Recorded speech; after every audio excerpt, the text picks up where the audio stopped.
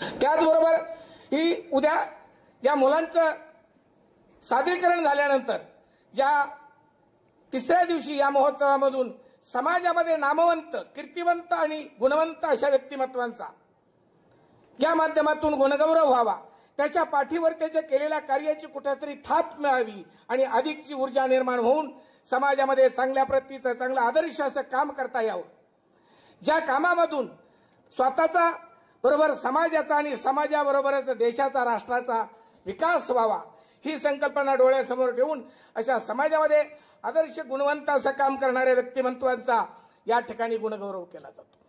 जो गंगाई बाबाई आदर्श राज्यस्तरीय पुरस्कार देऊन त्यांचा गुणगौरव केला जातो. मग त्याच्यामध्ये कला, क्रीडा, साहित्य, पत्रकारिता, प्राणीमित्र अशा अनेक क्षेत्रामध्ये, मग ज्या ज्या क्षेत्रामध्ये ज्यांचं नैपुण्य त्यांनी दाखवलेलं अशा गुणवंतांचा सत्कार या मंचावरून केला जातो. अशा गुणवंतांना आपल्या कार्याची पोहोचपावती या निमित्ताने मिळते, त्यांच्या पाठीवर आदर्शाची थाप मिळते आणि हेच गुणवंत भविष्यामध्ये ती ऊर्जा घेऊन अधिकचं चांगलं काम करण्याचं, समाज घडवण्याचं काम या निमित्ताने करतात. आणि मग अशा गुणवंतांना त्याचबरोबर समाजामध्ये सदृढ समाज घडवत असताना, विद्यार्थी घडवत असताना कला, क्रीडा आणि संस्कृतीचं जतन करण्यासाठी या महोत्सवाचं आयोजन केलं जातं. आणि म्हणूनच याच्यातून विश्वकर्मासारखा अभिनेता जन्माला आला, मनश्री पाठक, कृष्णा केंडे सारखे निवेदक जन्माला आले, अनेक कलाकार याच्यातून जन्माला आले, लावणी सम्राज्ञी या मंचावरून तयार झालेले आहेत. आणि अशा सर्वांचं या मंचावरून मी पुन्हा एकदा कौतुक करतो. आणि या मंचासाठी उपस्थित असणारे आपण सर्वजण, आमच्या संस्थेचे सर्व सहकारी मित्र, विद्यार्थी मित्र हो, मंचावरील सर्व मान्यवर, त्रास दिला, परंतु महात्मा फुलेला ती सांगायची, आम्हाला हो त्रास झाला, म्हणायचे आणखी भारतीय समाजातल्या लोकांना शिक्षणाचं महत्व समजलं नाही, तुला मला समजलंय, पण तू मी केलं पाहिजे. म्हणून त्यांनी पुन्हा सुरुवात करा शिक्षण देणार. आता त्यावेळेस मराठा, कुणबी, धनगर, माळी असा कोणताही समाज, दलित नव्हताच, ह्या समाजाला शिक्षणावंचित राहावं लागत होतं. त्यावेळेस हे काम महात्मा फुले, सावित्रीबाई फुले यांनी केलं. त्याचप्रमाणे आपल्या मी ह्या इथं प्राचार्य असताना 1975ला परीक्षा दिली यांच्याच कॉलेजमध्ये. त्यावेळेस काही विद्यार्थी नव्हते, काही नव्हतं. 1974-75ला शिक्षण काहीच नव्हतं, शिक्षणापासून वंचित जनता होती. एक बोलले आपले गोडसे आणि आष्टीकर असे विद्यार्थी 10-5 आमच्या बरोबर होते. एक शिंगे ह्या तांदेशाच्या गावचा आहे, ते शिक्षण घ्यायचे. आणि कॉलेज नव्हतं, शाळा होत्या पण कॉलेज नव्हतं. पण त्यानंतर खऱ्याने महात्मा फुले आणि शाहू महाराजांचा वारसा कुणी घेतला असेल तर भीमराव धोंडेंनी घेतला आणि शिक्षणाला सुरुवात केली. आणि ते शिक्षण फॉलोवलं. तर पुण्यस्मरण या महाविद्यालयामध्ये प्रत्येक वर्षी होत असतं. आणि या कार्यक्रमाला उपस्थित असणारे सर्व आदरणीय व्यासपीठ, राज्याचे मंत्री, माजी मंत्री सुरेश सोनवणे, जे कार्यक्रमाचे संयोजक भीमरावजी धोंडे, माजी आमदार श्रीयुत जनार्दनभाई तुपे, आमचे गुरुवर्य मार्गदर्शक हंबर्डे सर, पत्रकार बोडके सर, उपस्थित सर्व बंधूंनो, मला वाटतं तुकाराम महाराज असं म्हणायचे, आई बाप घरी कशाला जातो पंढरी. त्यांनी आई वडिलांना खूप महत्त्व दिलेलं आहे. त्यामुळे मी धोंडे साहेबांना धन्यवाद देईल की आपण प्रत्येक वर्षी आई वडिलांचं स्मरण करता. ही आपल्या जीवनात सर्वात महत्त्वाची बाब आहे. त्यामुळं आई वडील हे सर्वश्रेष्ठ आहेत असं आपण सिद्ध करून दाखवतात. मागं एक वेळेस आम्ही धोंडे साहेब चर्चा करत होतो, त्यावेळेस धोंडे साहेबांनी मला सांगितलं, माझी आई जी लहानपणी मला सोडून गेली, मी तिच्याशी बोललो काय मला आठवत नाही, परंतु मी अगदी लहान होतो त्यावेळेस ती मला सोडून गेली. आणि त्यांचं आडनाव फुले होतं, फुले. निश्चितपणे ती घटना तुमच्या जीवनामध्ये बदल देणारी आहे. तुमच्या आईचं नाव फुले आणि तुम्ही महात्मा फुले सावित्रीबाई फुले यांनी जे कार्य केलं ते कार्य करता वेळेस त्यांची निश्चितपणे त्यांची मला शक्ती मिळाली असावी आणि आपण म्हणून या बीड जिल्ह्यामध्ये शिक्षणाचं फार मोठं जाळं आपण तयार केलेलं आहे. आपण बरोबरच आमदार होतो, परंतु शिक्षणाला किती महत्त्व आहे. आमची आमदाराची जी टीम होती 7 लोकांची, त्यामध्ये तुम्हाला कळलं आणि तुम्ही त्या पद्धतीने सर्व या बीड जिल्ह्यामध्ये बीड आष्टी तालुक्यामध्ये आपण हे फार मोठं महान कार्य केलेलं आहे. निश्चित हे पण एक गौरवास्पद आहे आणि याला श्रेय मी तुमच्या आईवडिलांना देईन आणि मला चांगले संस्कार दिले म्हणून तुम्ही करू शकला असं मी म्हणेल. यात काही वावगं नाही आणि त्यामुळं आपण हे कार्य करू शकलात आणि आपल्या महाविद्यालयातून आपल्या शाळेतून अनेक विद्यार्थी तयार झाले. मला वाटतं त्याचं एक पुस्तिका आपण तयार केली असेल बहुतेक, परंतु कोणत्या कोणत्या खात्यामध्ये तुमचे विद्यार्थी काम करीत आहेत. पोलीस खातं असेल, महसूल खातं असेल, शेती खातं असेल, अनेक खाते या महाराष्ट्रामध्ये सरकार चालवतं. त्या खात्यामध्ये आपल्या महाविद्यालयाचे कोणते कोणते विद्यार्थी कार्यरत आहेत याचं सुद्धा आपण संकलन करण्याची गरज आहे. त्यामुळं आष्टी तालुक्यामध्ये आपण जे कार्य केलेले शिक्षणाचं महान कार्य याची लोकांना जाणीव होईल. त्यामुळं हे सुद्धा मी तुम्हाला विशेष सूचना करतो की आपल्या महाविद्यालयाचे किती शिक्षले, कोणत्या कोणत्या पदावर गेले याचं सुद्धा संकलन आपण करण्याची गरज आहे. मला वाटतं माझी जी निवड केली जीवन गौरव पुरस्कार गंगाई बाबाजी यांच्या नावावरती माझे जे पुरस्कार म्हणून जीवन गौरव पुरस्कार दिलेला आहे, मला वाटतं त्या कमिटीचं कर्तव्य होतं किंवा मी कोणतं काम केलं माझ्या जीवनामध्ये म्हणून मला पुरस्कार दिला. धोंडे साहेबाचा मित्र आहे म्हणून पुरस्कार दिला हे सिद्ध करता आलं पाहिजे मला. परंतु आपल्या कमिटीने कुणीच त्याची नोंद घेतली नाही आणि विचारलं नाही तुम्ही कोणतं काम केलं, काय केलं. वास्तविक आता कमिटीचं काम असतं ज्याला आपण जीवन गौरव पुरस्कार देता त्यांनी आतापर्यंत केलेलं कोणतं कार्य याची तर नोंद घ्यायला पाहिजे होती ना. परंतु मी सुद्धा तुमच्या माहिती करता विद्यार्थी तसेपासून लहानपणापासून सामाजिक राजकीय क्षेत्रामध्ये माझा जो संबंध आला याचं मी थोडक्यामध्ये आपल्यापुढे विवरण करणार आहे. विद्यार्थी असताना मी प्रत्येक वर्षी वर्ग प्रमुख होतो. विद्यार्थी असताना महाविद्यालयाच्या विद्यार्थी संसदचा अध्यक्ष होतो. हे झालं विद्यार्थी जीवनाचं. त्यानंतर राजकीय जीवनामध्ये विश्वस्त श्री क्षेत्र नारायणगड संस्थान, सदस्य मराठवाडा शिक्षण प्रसारक मंडळ औरंगाबाद, अध्यक्ष आचार्य विनोबा भावे शिक्षण संस्था बीड, बीड जिल्हा युवा काँग्रेस अध्यक्ष, नगरसेवक, जिल्हा परिषद सदस्य, आमदार, जिल्हाध्यक्ष बीड जिल्हा काँग्रेस पक्ष, चेअरमन बीड जिल्हा सहकारी दूध संघ, संचालक महाराष्ट्र राज्य सहकारी बँक, अध्यक्ष बीड जिल्हा कुस्तीगीर संघ. आणि विशेषमध्ये जे महत्वाचं कार्य आहे की मी बीड जिल्हा कुस्तीगीर संघाचा अध्यक्ष होतो. त्यावेळेस बीडला महाराष्ट्र राज्य केसरी स्पर्धा ही आयोजित केली होती. बीड जिल्ह्यामध्ये महाराष्ट्र केसरी हे जे सर्वोच्च पद आहे त्यामध्ये कुस्ती क्षेत्रामध्ये त्याचं आयोजन मी बीडला केलं होतं. आता भीमरावजी धोंडे अध्यक्ष आहेत. बीडला मी विनंती करणार आहे की आपण या ठिकाणी निश्चितपणे महाराष्ट्र राज्य केसरी स्पर्धा घ्यावी. त्यामुळं बीड जिल्ह्याला पुन्हा 20-25 वर्षानंतर निश्चितपणे ते कार्य कुस्त्याचं कार्य कुस्तीचे पैलवान आपल्या बीड जिल्ह्यामध्ये आहेत त्यांना पुन्हा नवीन पदावर पुढे जाण्याकरता स्फूर्ती मिळेल. राजकीय कार्य महाराष्ट्र कृषी विद्यापीठ मिळण्यासाठी झालेल्या आंदोलनात मी बीड जिल्हा विद्यार्थी कृती समितीचा अध्यक्ष होतो. म्हणजे राजकीय कार्य माझा सुरुवात. त्यानंतर मराठवाडा विकास आंदोलनामध्ये संपूर्ण सहभाग तसेच मराठवाडा आंदोलनातील समन्वय समितीचा सदस्य. यावेळी कैलासवासी माजी मुख्यमंत्री वसंतराव नाईक यांच्या समवेत 10 दिवस झालेल्या बैठकीत सहभाग व त्याचं फलित असं झालं. त्यावेळी अंबाजोगाई मेडिकल कॉलेजसह अनेक सिंचन योजनेस मान्यता मिळवून दिली. सध्या जे अंबाजोगाई मेडिकल कॉलेज आहे ते आम्ही आंदोलन केल्यामुळेच मिळालं. त्यावेळी तुपे आमच्याबरोबर होते, भाई तुपे हे आमच्याबरोबर होते. बीड जिल्हा रेल्वे संघर्ष समितीचा अध्यक्ष म्हणून सतत 2 वर्ष आंदोलन केली. त्यामुळे नगर बीड परळी रेल्वे मार्गास तांत्रिक मान्यता मिळवून घेतली.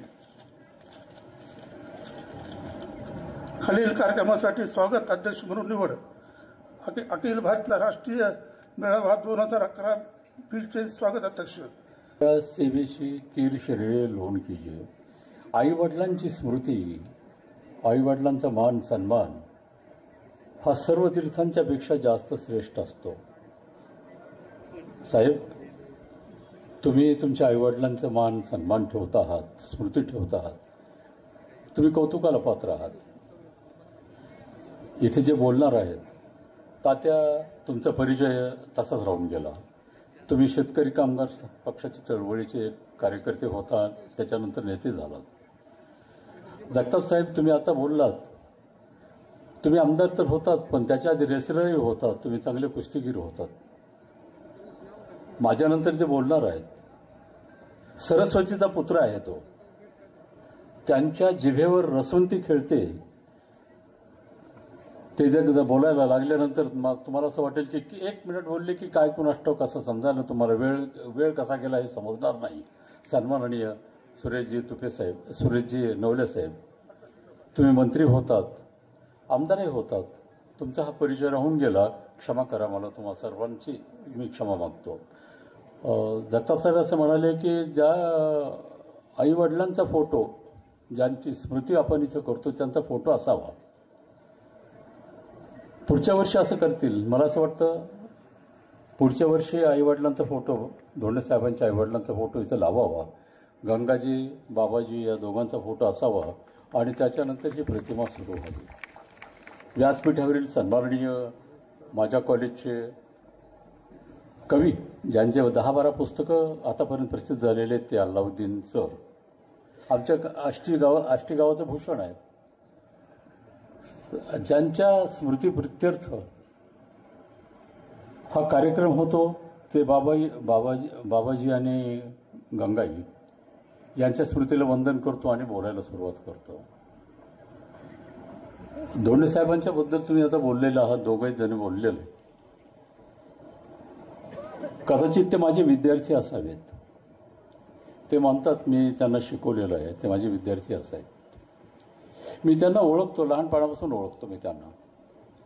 एक आदर्श व्यक्तिमत्व म्हणून आणि समाजाचं द्यायचं आहे म्हणून त्यांनी ही संस्था सुरू केलेली आहे. व्यापक त्यांचं व्यक्तिमत्व आहे. ते जेव्हा शाळेत शिकत होते, कॉलेजमध्ये शिकत होते, तेव्हा एक आदर्श उत्कृष्ट खेळाडू होते. साहेब, तुम्हीही खेळाडू होतात. नवले साहेब, तुम्ही कबड्डीचे फार चांगले खेळाडू होतात, मला माहीत आहे. साहेब हे आमचे विद्यापीठाचे प्रतिनिधी म्हणून ते देशामध्ये खेळत होते, ते देशामध्ये खेळलेले आहेत आणि म्हणून त्यांना विद्यार्थ्यांचा सर्वांगीण विकास व्हावा अशी अपेक्षा असते आणि म्हणून त्या सर्वांगीण विकासाच्या पायी ते वेगवेगळे कार्यक्रम करत असतात त्यांच्या कॉलेजमध्ये, त्यांच्या संस्थांमध्ये. एकच एक ध्येय नाही आहे, सर्वांगीण ध्येय सर्वांगीण विकास त्यांचा हा एक ध्येय. त्यांचा शेतकरी हा एक विशेष प्राण आहे आणि शेतकऱ्यांची मुलं शिकावीत. लहान खेड्यामध्ये शेतकऱ्यांच्या मुलांना शिक्षणाची सोय नाही आणि म्हणून त्यांनी शिक्षण संस्था सुरू केलेली आहे. मी त्यांच्या शिक्षण संस्थेला आणि त्यांना धन्यवाद देतो. आणि साहेब, तुमच्या हातून आमच्या तालुक्याची भरभराट होत राहावी, वेगवेगळे विकास होत राहावेत ही अपेक्षा व्यक्त करतो आणि थांबतो. भाग मोठा आहे आणि हे कर्तव्य अतिशय प्रामाणिकपणे धोंडे साहेब पार पाडतात याविषयी माझ्यासारख्याला आनंद आणि समाधान आहे. तुकाराम महाराज असं म्हणतात, माय बापे केवळ काशी, तेनेने वजावे तीर्थांशी, पुंडलिके काय केले परब्रह्म उभे ठेले, तैसा होई सावधान, हृदय धरी नारायण तुका म्हणे माय बापे अवघे देवाची स्वरूपे. मायबापांना देवाचं स्वरूप देणारे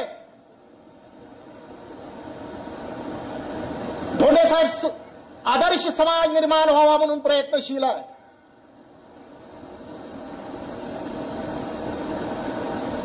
महाराष्ट्र हा पुण्यवंत आहे. महाराष्ट्र ही वज्रभूमी आहे. महाराष्ट्रामध्ये मोठ्या प्रमाणावरती विविध ठिकाणी महोत्सव साजरे होतात. आपल्या आईवडिलांच्या नावानं साजरा होणारा कदाचित महाराष्ट्रातला हा एकमेव महोत्सव असावा असं मी समजतो. आम्ही बीडमध्ये आई महोत्सव घ्यायचो. प्राचार्य शिवाजीराव भोसले आई महोत्सवाचे आत्मा होते. दुर्दैवाने ते कालवश झाले आणि महोत्सव आम्ही थांबवला. माझ्या आयुष्यामध्ये सगळ्यात मोठं काम जर काही असेल तर मी करू शकलो.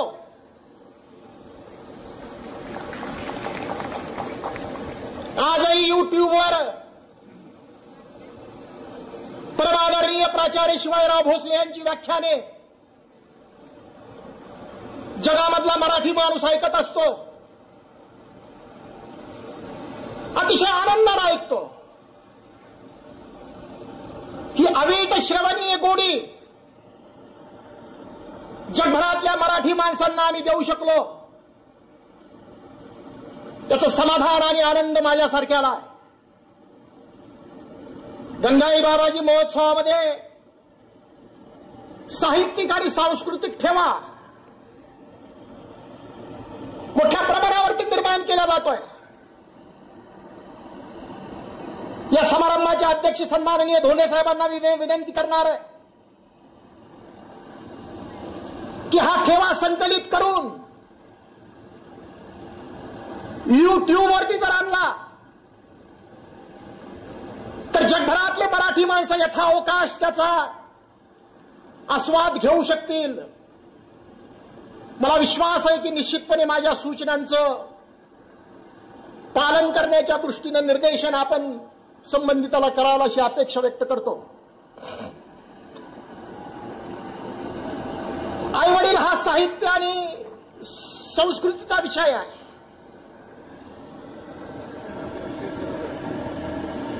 कथा, कादंबऱ्या आणि कविता याची दखल आई वडिलांच्या बाबतीमध्ये घेतलेली आहे. आई वडिलांचं महत्व साहित्यामध्ये अल्लाउद्दीन सर अधोरेखित कमी प्रमाणात दिसतं. तुकाराम महाराज असं म्हणतात, बाप करी जोडी लेकराची ओढी. बाप करी जोडी लेकराची ओढी, अंतरीची कळवळी.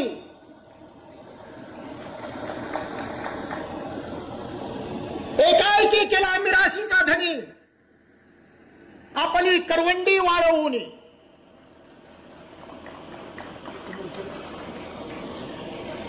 वडील प्रचंड प्रमाणामध्ये काम करतात, निढाचा घाम गाळतात आणि सर्वस्व अर्पण आपल्या मुलाच्या स्वाधीन करून बाजूला होतात. भावना एकच असते की आपला मुलगा खूप असते, भूक मारून मुलांचं संगोपन करते, पालन पोषण करते आणि आपली सगळी ऊर्जा मुलांच्या संगोपनामध्ये संक्रमित करते.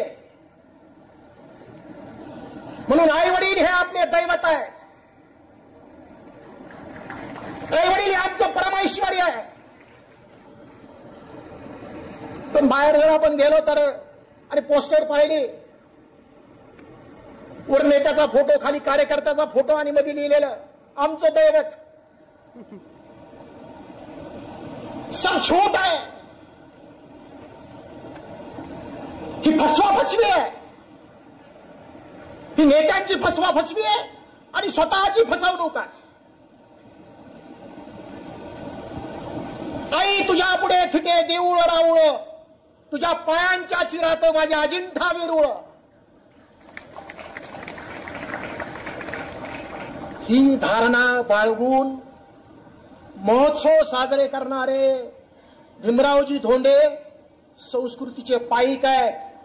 संस्कृतीचा वसा आणि वारसा चालवणारे संस्कृतीचे पाईक आहेत. आणि म्हणून मला त्यांच्याविषयीचा आदर आणि प्रेम आहे, जिव्हाळा आहे.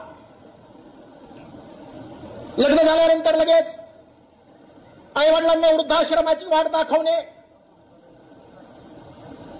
किंवा वार लावून वडिलांचं आणि आईंचं संगोपन करणारे मुलं आज समाजामध्ये दिसतात. 3 मुलं असतील तर एक मुलगा सांगतो तू आईला सांभाळ, मी वडिलाला सांभाळतो. तू 5 दिवस सांभाळ, मी 5 दिवस सांभाळतो. हा सामाजिक द्रोह आहे, हा करंटेपणा आहे, ही सामाजिक कीड आहे. आणि या सामाजिक किडेवरती फवारणी करायची असेल तर ती संस्काराची फवारणी करता येऊ शकते. आणि असे संस्कार अशा महोत्सवामधून संक्रमित होऊ शकतात, हा विश्वास माझ्यासारख्याला आहे.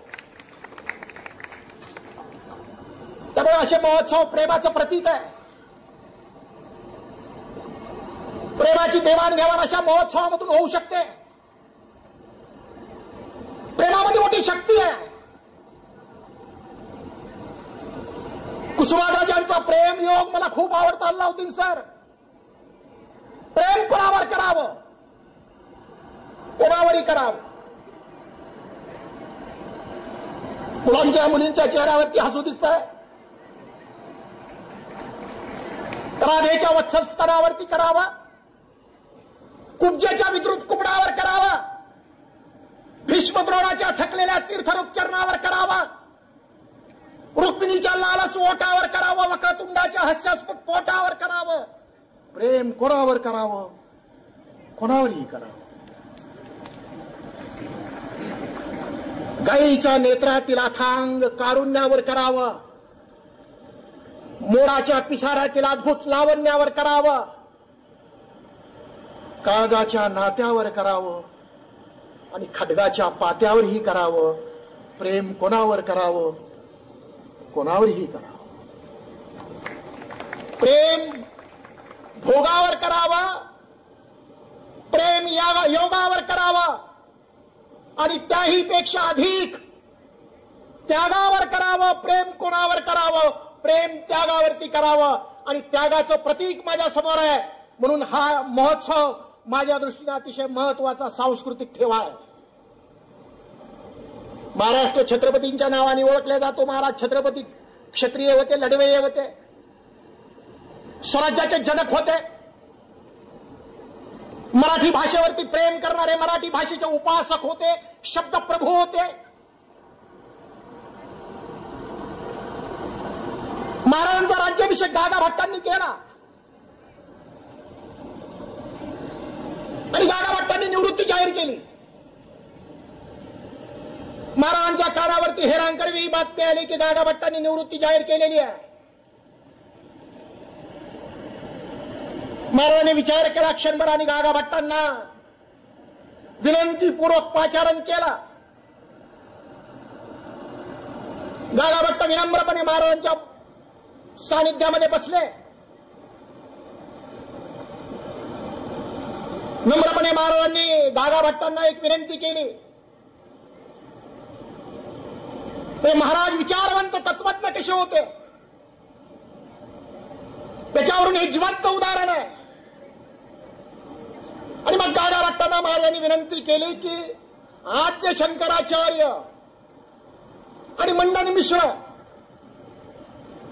यांच्यामध्ये अद्वैत सिद्धांतावरती शास्त्रार्थ घडलेला आहे,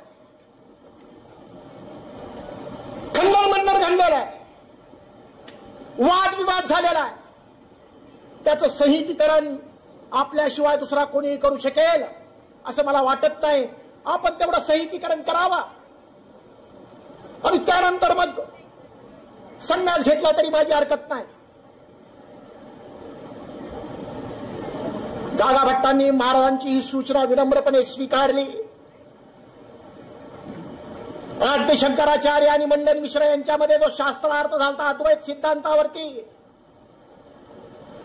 त्याचं संहितीकरण केलं आणि शिवार कोदय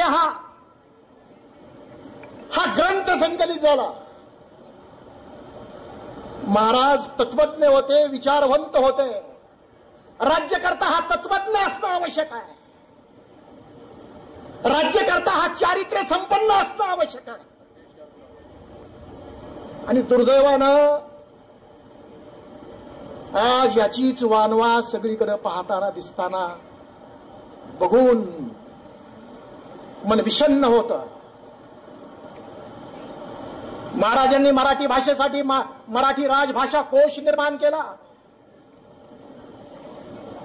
महाराजांना हे माहित होतं की मराठी भाषा ही अमर आहे, अजरामर आहे.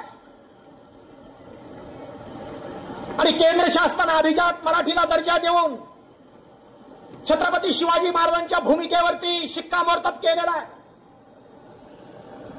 ते मराठी याच्या नगरी ब्रह्मविद्येचा सुकाळ करी ज्ञानेश्वराला अभिप्रेत होत.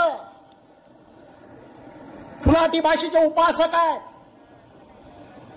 आणि एखादा महाकवी विठ्ठल वाघ सारखा माणूस चिचा नदीच्या काठाची तिची मायाळू सावली मला पाहून गलबली न माऊली तिचा गळता फुल्लोर एक डाव तरी पाय मैना उळून गेल्यानं महा उदास पिपय असं जेव्हा म्हणतो तेव्हा मराठी भाषेचं सामर्थ्य आणि ऐश्वर्य अधोरेखित होतं. माझी या गीतात वेडे दुःख संतांचे भिनावे वाळल्या वेलीस माझ्या अमृताचे फुल यावे. काय कल्पना आहे, अफलातून कल्पना आहे. वाळल्या वेलीस माझ्या अमृताचे फुल यावे. झेंडूचं फुल माहितीये, शेवंतीचं फुल माहितीये, रातराणीचं फुल माहिती आहे. अमृताचे फुल तो अल्बर्ट आइन्स्टाईन त्याने असं लिहून ठेवलेलं आहे की ज्ञानाला मर्यादा पडतात परंतु कल्पना विश्वाला गारुड घालून विश्वावरती आरूढ होऊ शकते. ही जी कवी कल्पना आहे ती कवी कल्पना आहे. आणि माझ्या दृष्टीने अमृताचे फूल म्हणजे मराठी भाषा आहे. प्रत्येक भाषा ही अमृताचं फूल आहे.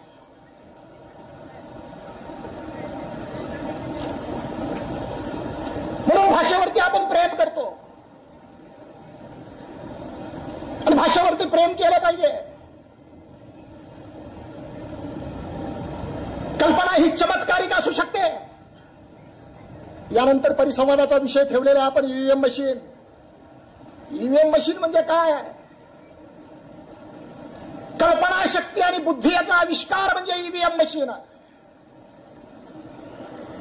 अफलातून चमत्कार आहे.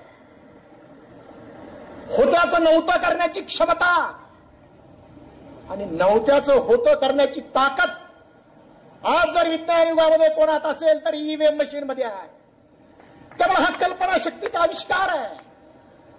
ज्याच्या कल्पना शक्तीमधून ही कल्पना निपजली त्याला खरं तर सलाम आहे. अल्लाउद्दीन सर त्याला सलाम है. अभी तक ढूंढ नहीं पाए कि कहां से कमांड दी जाती है, कहां का वोटिंग कहा जाता है, कुछ को पता नहीं है. चला आजचा तो विषय नाही आहे. परंतु रवींद्रनाथ टागोरांनी ज्यावेळेस छत्रपती शिवाजी महाराजांवरती पवाडा लिहिला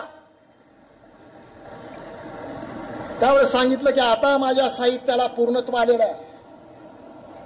माझं साहित्य पूर्ण झालं.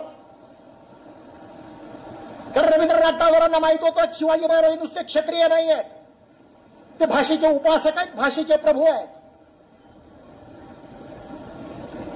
महात्मा फुलेंनी तर छत्रपती शिवाजी महाराजांची रायगडावरची समाधी शोधून काढली. काट्याकुट्यामध्ये असणारी दुर्लक्षित असणारी समाधी.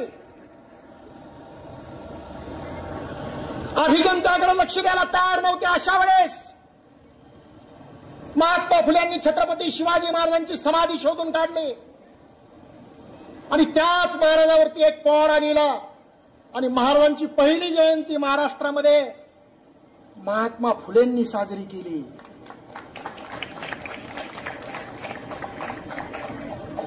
त्यामुळे महाराष्ट्र म्हणून आपण म्हणतो शाहू फुले आंबेडकर. शाहू फुले आंबेडकरांचे विचारच महाराष्ट्राला समृद्धतेकडे घेऊन जाऊ शकतात. जातीपातीचे विचार नाही. महाराष्ट्र धर्म वाढवायचा असेल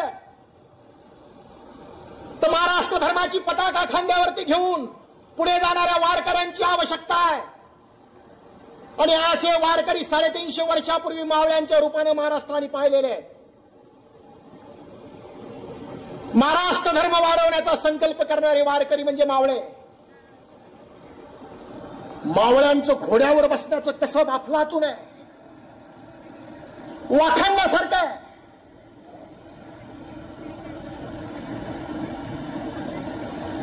एक चिनी प्रवासी युआन शॉंग नावाचा, त्याने असं लिहून ठेवलेले की महाराष्ट्रातले जे मावळे आहेत ते अतिशय काटक आणि चपळ आहेत,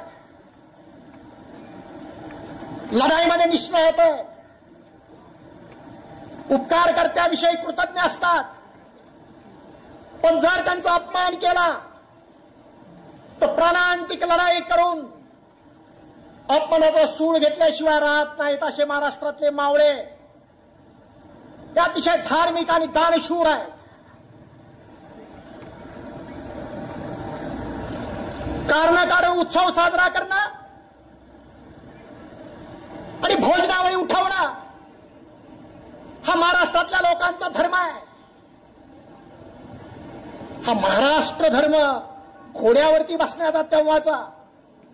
यावरून मला एक मराठी साहित्यिक जर इथे असतील तर युगांत इरावती कर्वेंचं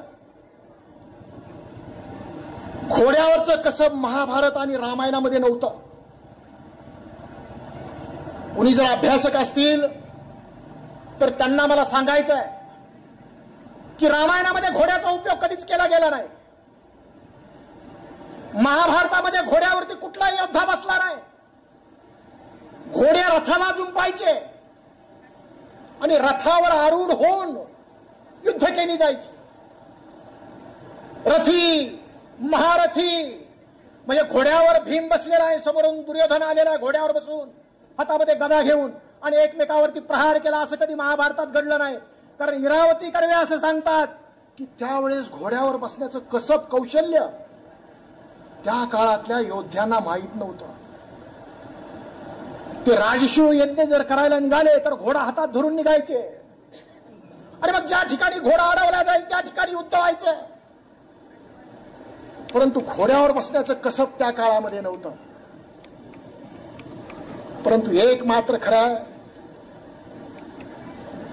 की जातीपातीच्या पट्ट्या त्या काळात मावळ्यांच्या डोळ्यावरती नव्हत्या. महाराष्ट्र धर्मासाठी लढणं, महाराष्ट्र धर्माची पताका उंचावणं हा एकमेव संकल्प होता. जातीपातीची पट्टी डोळ्यावरती नव्हती. म्हणून स्वराज्याची उभारणी छत्रपती शिवाजी महाराज करू शकले. 18 पगड जाती जमातीला एकत्र घेऊन महाराष्ट्रामध्ये स्वराज्याची उभारणी करणारा त्या काळातला एकमेव राजा म्हणून छत्रपती शिवाजी महाराजांचा आजही जगामध्ये अभ्यास केला जातो. डोळ्यावरती पट्टी गांधारीनी बांधली. तिने पण 2 वेळेस ती गांधारीनी पट्टी काढलेली आहे. एकदा कुरुक्षेत्रावरती समरंगणाला सुरुवात झाल्यानंतर महोत्सव सुरू का केला असं बऱ्याच जणांना वाटतं. पण आई वडिलांची आठवण, विशेषतः आई माझी लहानपणी गेल्यामुळं पुढं मी असं विचार केला की तिची आठवण दरवर्षी तरी आपल्याला यावी आणि म्हणून गंगाई महोत्सव सुरू केला होता. कालांतराने वडिलांचं पण निधन झालं आणि मग बाबाजी त्यांना जोडलं गेलं आणि गंगाई बाबाजी असा महोत्सव आपण संयुक्तरित्या साजरा करत आहोत. या ठिकाणचा उद्देश माझ्या अगोदर प्राचार्य वाघने सांगितलेला आहे की मुलांना उद्या जो सांस्कृतिक कार्यक्रम आहे त्यामध्ये मुलींना प्रोत्साहनपर गीतं सादर करण्याची संधी मिळणार आहे. आज या ठिकाणी काही खेळाडूंचा आपण सत्कार केला. जे विद्यापीठाचे प्रतिनिधित्व ज्यांनी केलेलं आहे अनेक ठिकाणी त्यांचा सत्कार करून त्यांना आपण शुभेच्छा दिलेल्या आहेत. त्याचप्रमाणे गुणवंत लोकांचा विशेषतः आपापल्या क्षेत्रामध्ये ज्यांनी चांगलं काम केलेलं आहे यांचा सत्कार आपण करणार आहोत. परवाच्या दिवशी आपल्या तालुक्यातले काही लोक पुणे जिल्ह्यात जाऊन, मुंबईला जाऊन मोठे उद्योगपती झालेले आहेत. अशोक शेठ भंडारी हे इलेक्ट्रिक मोटारी जे आहेत त्यांचे ते निर्माण करतात. दुसरे पांडुरंग सोनवणे हे शेततलावासाठी लागणारं जे पॉलिथिन असतं त्यांचा मोठा कारखाना त्यांनी काढलेला आहे. आणि दुसरा एक जिवे म्हणून आहे, त्यांनी गाड्यासाठी लागणारं जे रिंग्स वगैरे असतात ते बनवण्याचा कारखाना त्यांनी काढलेला आहे. असे विविध क्षेत्रातले डॉक्टरी पेशामध्ये सुद्धा चांगले पेशंट पाहणारे सर्व प्राध्यापक, त्याप्रमाणे लेखक, कवी, चांगलं काम करणारे सरपंच, चांगलं काम करणारे ग्रामसेवक, चांगलं काम करणारे तलाठी, असे आपण 40-50 पुरस्कार आपल्या भागामध्ये, त्यांचा सत्कार आपण परवाच्या दिवशी करणार आहोत. उद्या दिवसभर मनोरंजन आणि गॅदरिंग टाईप कार्यक्रम आहे. याशिवाय व्यासपीठावर बसलेल्या लोकांसाठी मी सांगू इच्छितो, हा शैक्षणिक उपक्रम राजेंद्र जगताप म्हणाले की आम्ही सगळे आमदार बरोबर होतो, परंतु आम्ही ते केलं नाही आणि भीमराव धोंडेंनी ते सुरू केलं. खरं म्हणजे ते सुरू करण्याचं एक कारण आहे, मला 12 किलोमीटर शाळेत जावं लागायचं पायी आणि 12 किलोमीटर शाळा सुटल्यावर मी घरी जायचो. रोज माझा 25 किलोमीटरचा प्रवास शाळेत असताना व्हायचा. त्यामुळं मी पुढे निवडून आल्यानंतर असा विचार केला की मी पायी गेलो, पळत गेलो, मागची पिढी जाणार नाही, मुली शिकणार नाहीत. पहिली शाळा मी आपल्या रुई या गावी काढली आणि त्यानंतर लोकांची जशी मागणी येईल तसं तसं आपण तालुक्यामध्ये, मतदारसंघामध्ये शाळा महाविद्यालय काढली. आज आष्टी तालुक्यात जेवढी मुलं जन्माला येतात त्यातली 75% मुलं आपल्याकडे संस्थेत शिकतात. साधारण 42,000 मुलं आपल्या शिक्षण संस्थेमध्ये शिकत आहेत. आणि आपला उद्देश आहे की आपल्याला आणखीन जेवढं शिक्षण असतं तेवढं करायचं आहे. पण त्या अगोदर व्यासपीठावरच्या लोकांना मी सांगू इच्छितो की पुढच्या 2 वर्षात आपण आष्टी या ठिकाणी कॅन्सर हॉस्पिटल काढणार आहोत. आज 100च्या मागं 12-13 लोक कॅन्सरने पीडित आहेत. एकदा 60 वर्षाचा, 50 वर्षाचा झाला की त्याला कॅन्सर होतो. काही तरुण मुलांना पण होतो. विशेषतः स्त्रियांना पण कॅन्सरचं प्रमाण फार मोठ्या प्रमाणात असतं आणि त्याच्यावर उपचार करण्याची फार गरज आहे. उपचार महाग आहेत. म्हणून मी असा विचार केला, आयुर्वेदिक कॉलेजला आपण 200 बेडचं हॉस्पिटल बांधलेलं आहे, परंतु ते आयुर्वेदिक महाविद्यालयाचं आहे. आणि कॅन्सर हॉस्पिटलसाठी बार्शीचं मी परवाच माहिती घेतली, बार्शीला 200 बेडचं हॉस्पिटल आहे, पण आपण 500 बेडचं हॉस्पिटल हे कॅन्सर हॉस्पिटल या नावाने आष्टीमध्ये आपण काढत आहोत, जेणेकरून आपल्या संपूर्ण जिल्ह्याला पण त्याचा फायदा होईल, शेजारच्या नगर जिल्ह्याला सुद्धा फायदा होईल आणि गरिबांना मोफत देता येईल किंवा कमी दरात देता येईल किंवा राज्याची आणि केंद्राची योजना आहे त्यामध्ये त्यांना त्याचा फायदा होऊ शकतो. अशा प्रकारचं भविष्यामध्ये काम आपल्याला करायचं आहे. सकाळीच मी आलेल्या पाहुण्याबरोबर ऑफिसमध्ये चर्चा करत होतो. ते असं म्हणाले की शाळा महाविद्यालय आता भरपूर झाले, आता काहीतरी असं काढा की जेणेकरून गरीब माणसाला त्याचा फायदा होईल. मग आम्ही संस्थेने 2 महिन्यापूर्वीच हा निर्णय घेतलेला आहे की आष्टीमध्ये कॅन्सर हॉस्पिटल काढायचं. तर त्याच्या कामाला पण आपण सुरुवात झालेली आहे. वेळ लागणार आहे, मोठं खर्चिक काम आहे. त्यामुळं मी एका दिवशी म्हणून होतो कारभारी लोकांना, याला जरा लोकांनी पण मदत करावं लागेल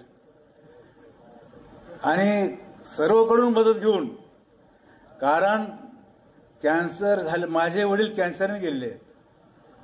बाबाजी धोंडे हे तसे काय बेडवर पडलेले ग्रस्त नव्हते, ते पण माझ्यासारखेच, माझ्यापेक्षा कदाचित जास्त त्यांची बॉडी चांगली होती.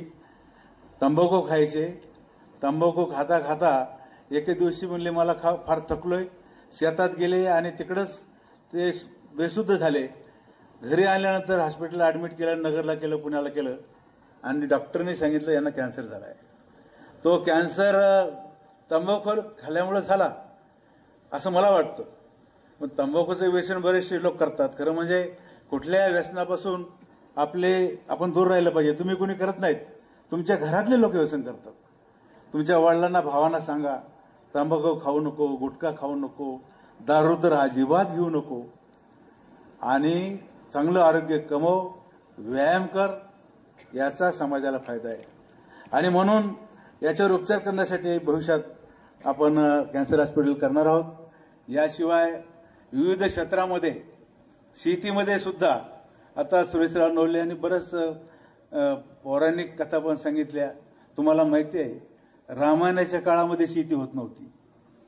राम ज्यावेळेस सीतेला झोपडीमध्ये ठेवून शिकारच करायला गेले होते आणि लक्ष्मणाने मारीच ऋषी आला, त्यांनी वेषांतर केलं, हरिण झाला आणि त्यामुळं फसगत झाली आणि रावणाने लंकेचं सीतेचं अपहरण केलं.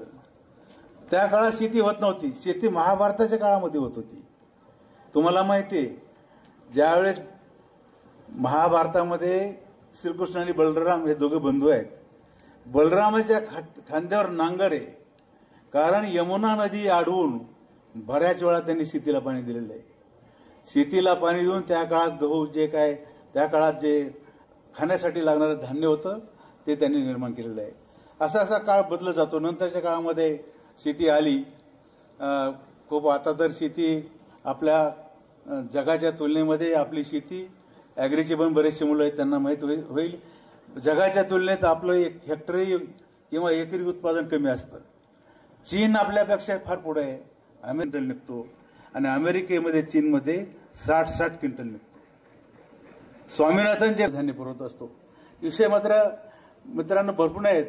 जे वक्ते बोलणार आहेत त्यांना 3 विषय दिलेले आहेत. त्याविषयी काही मी जास्त बोलणार नाही. बराचसा उशीर झालेला आहे. भारतात पहिली आली रोज रनिंग करत असल्यामुळं. रनिंग करायला काही पैसे लागत नाहीत. आई वडिलांकडून बोटासाठी पैसे घ्यायचे, ग्राउंड पकडायचं. या राऊंडला जर रोज 25 राऊंड जर मारले ना ग्राउंडला, पुढच्या 2-3 वर्षांनी तो भारताच्या संघात मुलगा जाईल असं मी त्यांना सांगितलं. तर ते काही मुली चांगला भाग घेत आहेत आणि रनिंग करतायत. कारण फक्त भरतीसाठी केलं तर अचिव्हमेंट काही होणार नाही. भरती नाही झालं तर मग काय घरी बसणार का?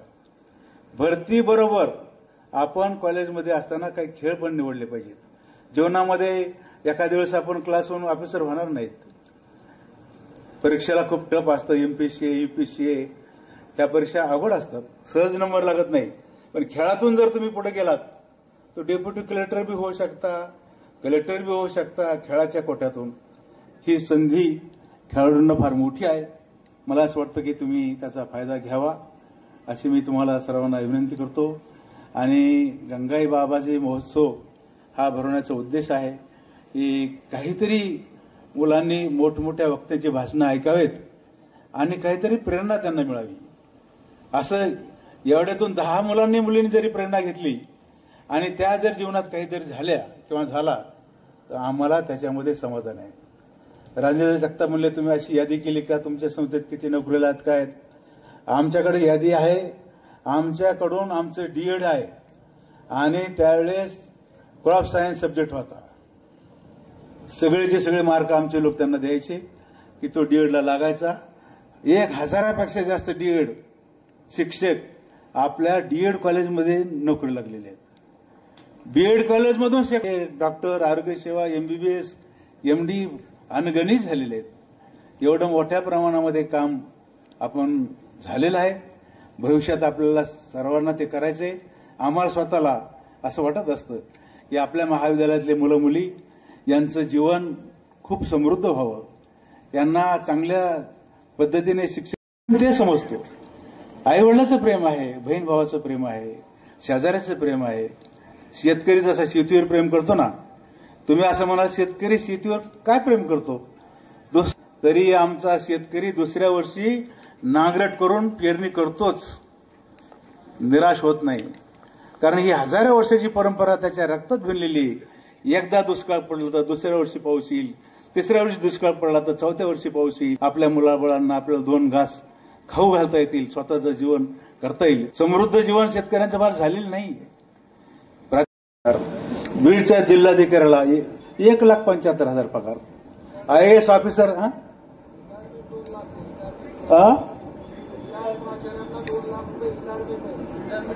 नाही, पेन्शन बी ती रिटायरमेंट SIP बी करतात ना. SIP तुम्हाला समजते का? ते जाऊ दे, तुमचा विषय नाही तो SIPचा, ह्या लोकांचा विषय. तर पेन्शन एवढी आहे, तुम्हाला एखाद्याला समजा 25 एकर जमीन आहे, 25 एकर जमिनीमध्ये किती खर्च करा, काही करा, शेवटी जर मार्च महिन्यात बरोबर बेरीज किंवा वजाबाकी केली तर एक तर घाटा असतो, नाही तर बरोबर झालेली असते. पण कर्मचाऱ्यांना महिन्याला 2-4 लाख, 2 लाख 1.5 लाख त्याच्या नोकरीच्या प्रमाणामध्ये सहज मिळतात. वर्षाला हिशोब केला तर काय. मला एका मंत्रालयातल्या अधिकाऱ्याने सांगितलं, आपल्या एका प्राध्यापकाचं काम नडलं होतं, तर त्याने मला सांगितलं की हा आता याची अपॉइंटमेंट झाली, हा 33 वर्षांनी रिटायर होणार, म्हणजे त्याची सेवा 33 वर्षे सापडणार.